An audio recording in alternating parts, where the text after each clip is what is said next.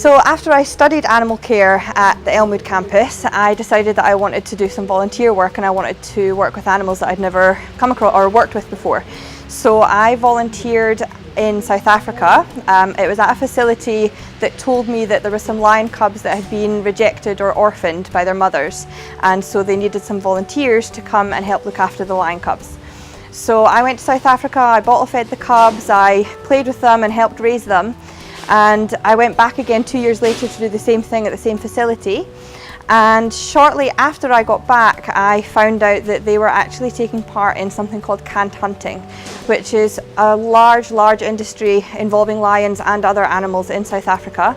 And it's when the animals are bred intensively to produce as many cubs as possible. And as soon as the cubs are born, they're taken away from their mother and they're hand raised.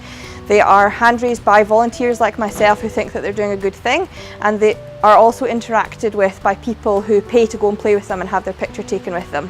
So the cubs grow up thinking that humans are their friends and humans are going to give them food and love, and so they trust humans, unlike real wild lions.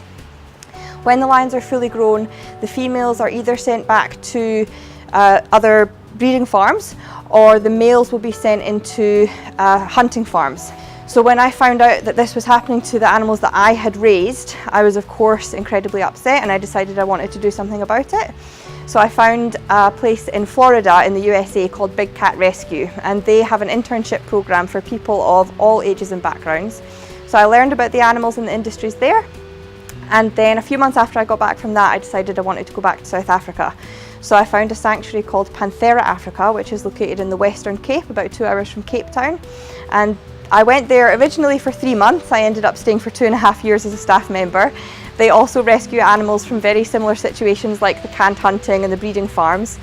And there I helped rescue animals, I took care of them, I helped look after volunteers, and it was probably the best experience of my life so far.